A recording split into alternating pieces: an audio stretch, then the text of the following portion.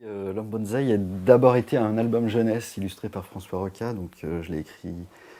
L'album jeunesse j'ai écrit en 2002, donc ça fait quelques temps. J'ai laissé passer de l'eau passer sous les ponts avant de le reprendre en BD, parce que j'adorais l'album avec François, mais je savais aussi qu'il manquait un petit ingrédient qui n'était pas du tout pour les enfants, à savoir une histoire d'amour un peu tragique. Tout est axé sur l'homme bonsaï lui-même et il est qu'une machine de guerre en fait dans l'album jeunesse. Et dans la BD, il est enfin aimé pour ce qu'il est humainement, quoi. C'est-à-dire qu'il trouve quelqu'un qui s'intéresse à ce qu'il y a derrière la machine de guerre invincible.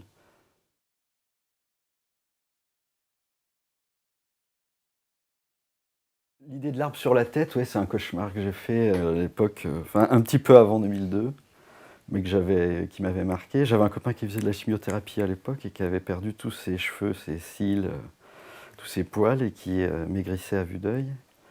Et moi, j'ai rêvé que j'étais parasité par un arbre et j'avais exactement les mêmes symptômes. Je perdais toute ma pilosité. Et voilà, ça s'est arrêté là, l'arbre poussait, je me suis réveillé en sueur et je me suis dit, ah, c'est horrible. Bon, l'ami s'en est sorti.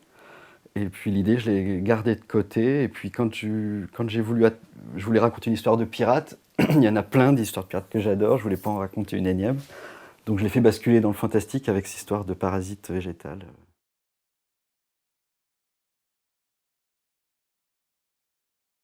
C'est la deuxième fois que j'adapte une nouvelle en BD.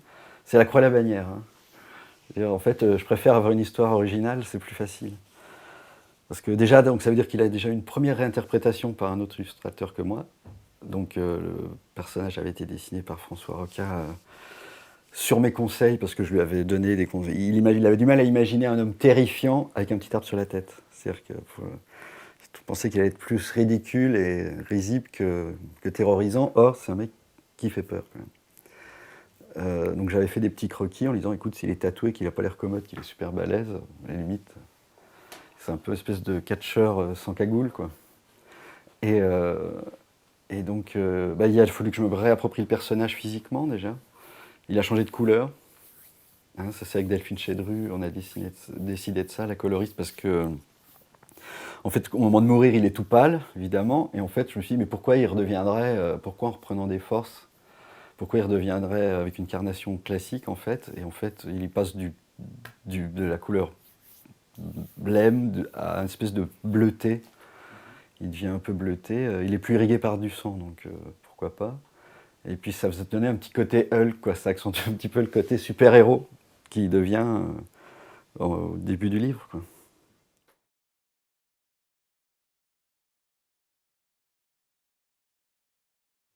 Non, mais j'aime bien les toucher, hein. Enfin, on lit souvent que si on se colle à un arbre, on sent des choses. Surtout s'il est très vieux. Et le bonsaï est censé avoir autant de dépenser, enfin, dégager autant d'énergie, des énergies, je sais pas de quelles énergies, mais qu'un gros. C'est le but d'ailleurs du bonsaï. Donc oui, déjà c'est une présence étonnante, un arbre, surtout un énorme platane. Enfin moi ça me laisse pas indifférent, ouais, c'est comme une cathédrale. C'est, je suis vachement sensible à ça. Ouais.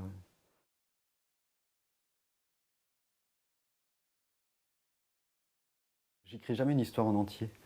J'ai des bribes et puis je colle les morceaux. Donc je fais un peu comme au cinéma en fait. Je travaille scène par scène, sachant que dans ma tête c'est clair qu'il y a un ordre, mais sur le papier il l'est pas. Ce qui est un peu déjà délicat d'ailleurs pour les éditeurs de suivre mes avancées parce qu'ils lisent tout dans le désordre et c'est vers la fin donc il leur manque des éléments que moi je n'ai pas non plus, donc je peux pas leur donner. Mais moi, ça m'excite. C'est la seule façon que. Enfin, ça me porte, moi, de savoir que jusqu'à la fin, je vais imaginer des choses, que tout n'est pas imaginé et qu'il n'y a plus qu'à les dessiner et à les mettre en scène. Moi, c'est ce qui me maintient. Ça maintient mon effort plus facilement.